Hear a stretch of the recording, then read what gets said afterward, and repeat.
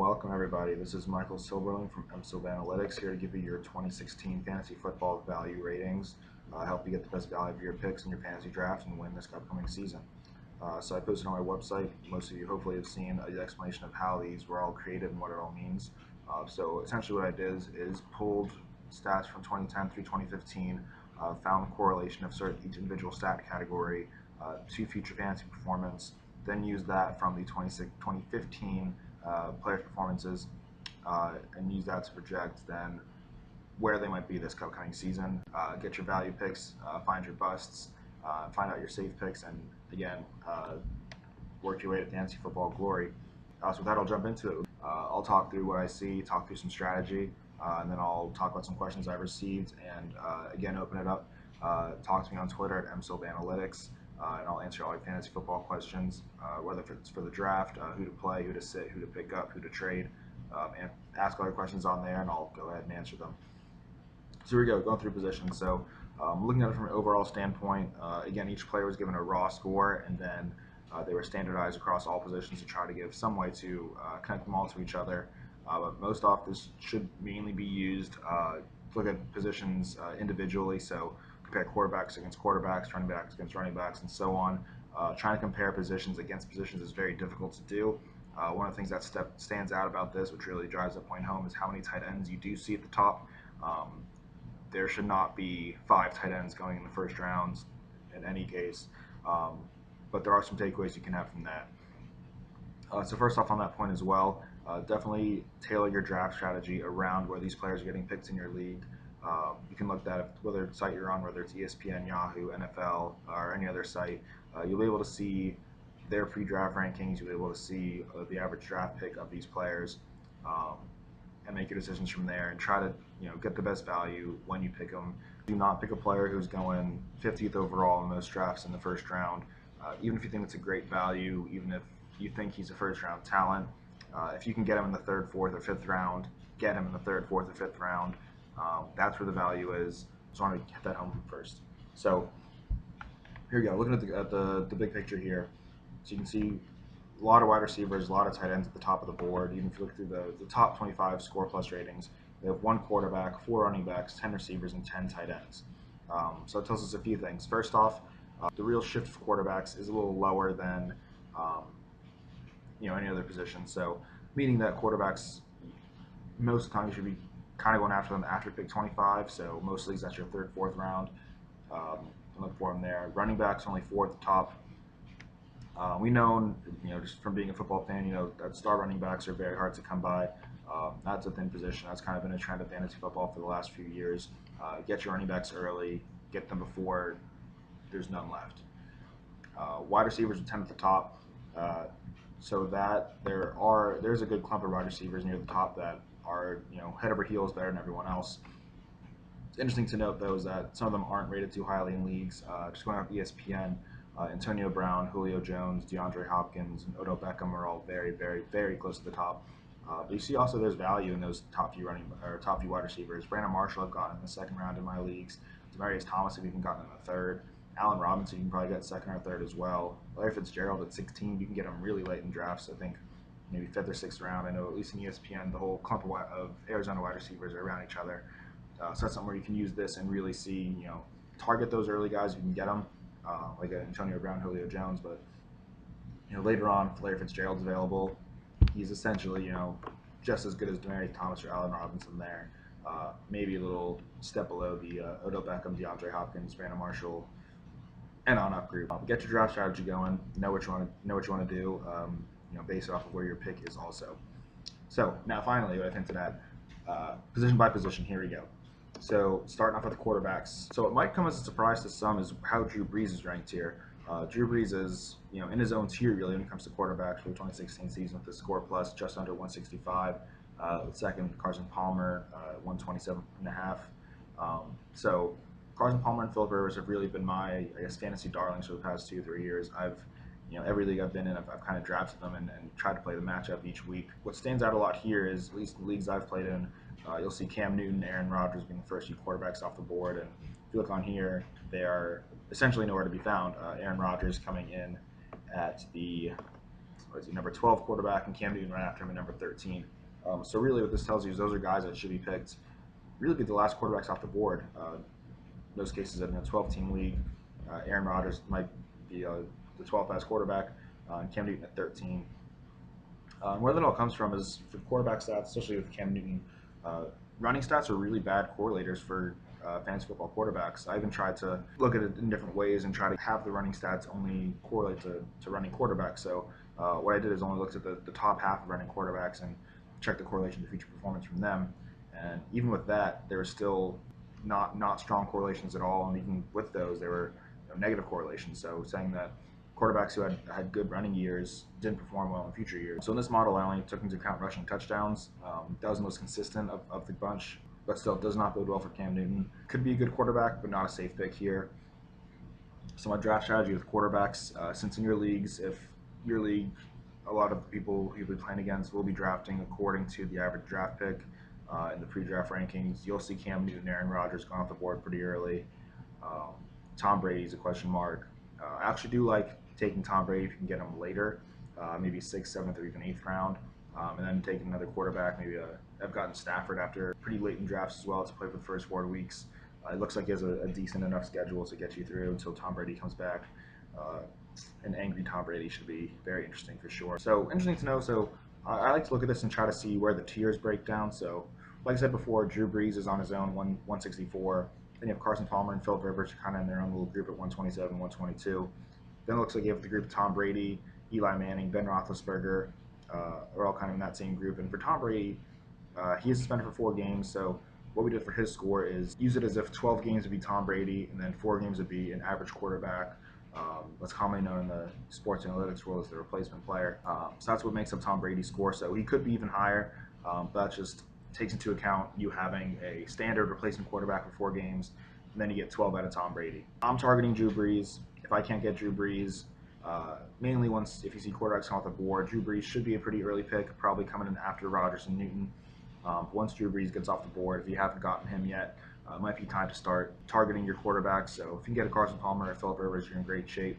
If you want to go the Brady route, you can get him then as well. Either way, worst comes to worst, you can't get one of those guys. I mean, still Eli, however you feel about Eli, Ben Roethlisberger, Matt Stafford. Stafford, even without Calvin Johnson, they picked up Marvin Jones, who might be a good sleeper pick. But yeah, there's still just plenty of just good enough quarterbacks. If you can't get one of the elite guys, you really can wait if you don't want to use a mid-level pick on a quarterback. There's a lot of value throughout. I mean, even get later. Andy Dalton's still decent enough. Ryan Tannehill could have a good year with the new Miami Dolphins. O-line with the addition of Laremy Tunsil. Those are all kind of reach guys, but there's definitely a lot of value to get there. So running backs are one of my favorite positions to look at. How we mentioned before, only 4 running backs on top 25, the overall rankings. It's pretty thin, and I'm going to look into the tiers here, start breaking those down. You'll see how much thinner it even is. So at the top, you see Le'Veon Bell and Jamal Charles. Le'Veon Bell, similarly to Tom Brady, he's suspended for the first 3 games of the season. So what we do with Le'Veon Bell is took 13 games of Le'Veon and then 3 games of a average replacement running back. Even with all that, he's still the best value running back. Taking him the first running back off the board, just whatever he provides in those last 13 games just is head over heels above everyone else. So he's still at the top. I have full faith in that. Hopefully he can stay healthy. But he was well on his way to a good season before going down last year. I'd still take him, target him probably late first round, early second round is where he's going. Jamal Charles is the interesting one. I've been able to get him second, third round in my leagues. With his injury last year, a lot of people are kind of low on him. Might not be ready for week 1. We had to watch that, but even then, he's still in that upper tier with Le'Veon Bell before you get to the next group. So your second tier looks to be Adrian Peterson, 161, Devontae Freeman also right there, and Doug Martin, 160. Adrian Peterson, standing stock dropped once Teddy Bridgewater went down. With the addition of Sam Bradford and running games back there, is a pretty good quarterback. So you should still have just as good of a fantasy year as projected before. Devontae Freeman busted on the scene earlier. Don't like him as an FSU player, but still very good value. I've had him in a lot of my leagues. I've been able to get him late first in ESPN leagues. Yahoo, for whatever reason, in Yahoo leagues, he's ranked a lot lower, so I think I got him second or third in Yahoo, which I love. That was great. Doug Martin's another second, third, fourth round guy. Todd Gurley is going very, very early in ESPN leagues. I think he's one of their top 5 players. So if you have a top 5 pick and you want to go for Todd Gurley, I would say go for Adrian Peterson instead. But Adrian Peterson's gone and you really don't see value anywhere else. Todd Gurley's still an elite running back. I don't see him as ideally I would get him not top 5, but if that's when you got to get him, that's when you got to get him. So go for him there. Mark Ingram's the interesting one. I was running these projections. I kept thinking, like, why is Mark Ingram rated so high? Turns out some receiving categories for running backs actually have a really great job of correlating year to year. Mark Ingram's probably the best of that receiving running back bunch, since he actually does get yards on the ground as well. Whereas more guys like Sproles or Woodhead are more receiving focused, but Mark Ingram really gets you there. Matt Forte was at Chicago, that's where he was last year. Now with the Jets, that's a crowded backfield now, so we'll see how he is. I want to avoid Matt Forte for now. LaShawn McCoy in Buffalo, I think is pretty safe to get in the 2nd, 3rd round. Darren McFadden, obviously stay away from him. Now that Ezekiel Elliott's added on to Dallas. So Ezekiel Elliott's a good point I want to bring up. I've gotten questions of where's Ezekiel Elliott? He's ranked top 10 in ESPN, and I'm sure pretty high in Yahoo and NFL as well. So these projections are based off of the 2015 statistical performances, so Ezekiel Elliott had no performance then. I still do think Ezekiel Elliott could be a good sneaky pick. I guess he's not sneaky anymore since he's going in the 1st round in ESPN leagues. But that Dallas Cowboys offensive line is really producing great running backs. DeMarco Murray broke all his records there. With all the injuries that Dallas had at running back position last year, they still were able to have a really good running game, which produced Darren McFadden as one of our top running backs here for 2016. So Ezekiel Elliott could be really good. He's another kind of guy where if you're going to get Ezekiel Elliott, it's going to be in the 1st round, whether you like it or not. So if you see the value there, if you think that Dallas O-line can produce a star in Ezekiel Elliott, grab him there. But with that being said, if you have Adrian Peterson, Devonta Freeman still on the board in the late 1st round, even Le'Veon Bell, depends how late you are in the 1st round. I would rather go for one of those guys before I go for Ezekiel Elliott, but if they're all gone, the value's not there at your pick, I think it's worth taking a shot on Ezekiel Elliott. I have him in a league, so we'll see on that. But either way, going down. Another thing I wanted to point out, so as far as a bad value pick, I see Lamar Miller. Down as the number 18 running back. He might be better this year with the Houston Texans offense. The Dolphins offensive line has struggled. They should be much better this year, but moving to a new team might help Lamar Miller, might not help Lamar Miller. These projections are based on really all else being equal. So we'll see what Lamar Miller can do in Houston. But he's going pretty early in ESPN leagues, probably going in the 2nd, 3rd round.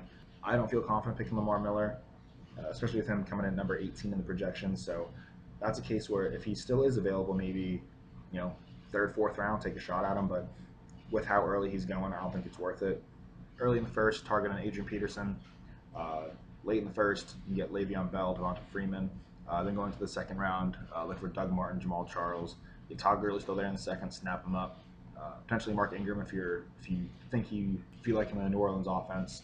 I like LaShawn McCoy, just personally more, even though Mark Ingram is in that little upper echelon from him. Thomas Rawls is interesting as well, stepping in for Marshawn Lynch. He's probably overdrafted because I think fantasy owners are thinking that they're going to get Marshawn Lynch, and they're not. In my 2 ESPN leagues, he was going way earlier than I wanted him, but in my Yahoo league with my high school friends, he was still on the board, I think 5th, 6th round, and looked at it and said, why not, and got him.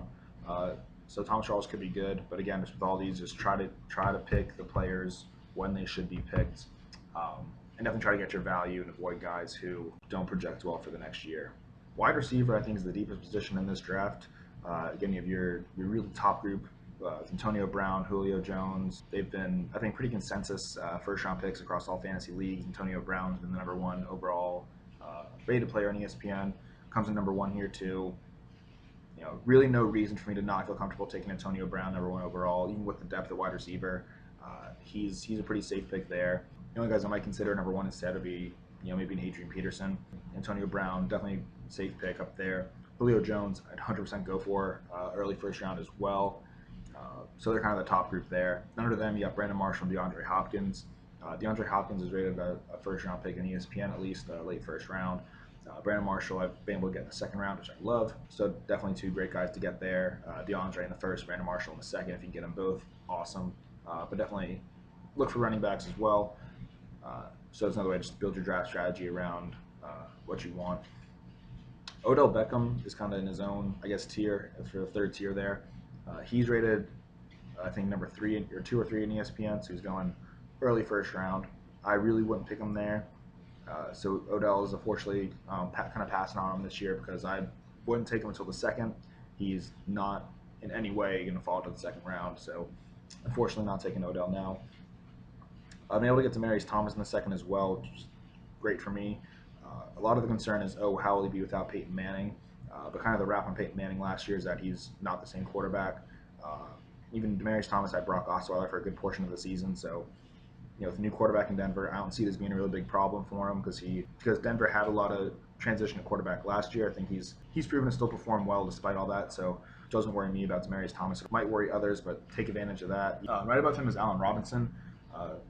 Again, never second, third round guy in Jacksonville. The evolution of Blake Bortles could be another great pick to get. Larry Fitzgerald, I love getting late. I think I've been able to get him 5th, 6th round, maybe 4th in some other leagues. That clump around Arizona Cardinal wide receivers. Definitely go after Larry Fitzgerald. Calvin Johnson's retired, but he's still on there. Why I kept him there is it kind of helps you look at guys like Golden Tate, now Marvin Jones in Detroit. There's all that value to replace there. Matt Stafford's still a good passing quarterback. So potentially bump up some guys like Golden Tate. Marvin Jones is a sneaky late pick in leagues for Detroit wide receivers. You can see we're a number 1 wide receiver in Detroit, albeit they're not Calvin Johnson, what kind of value that gives you. AJ Green, solid as always. He's probably going earlier than I would want to take him. I think he's going in the 1st round. Again, he's kind of sitting in my 2nd, 3rd round range.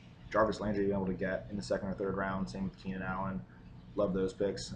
Doug Baldwin and Eric Decker a little later. So look at the value. Try to find where your tiers drop off.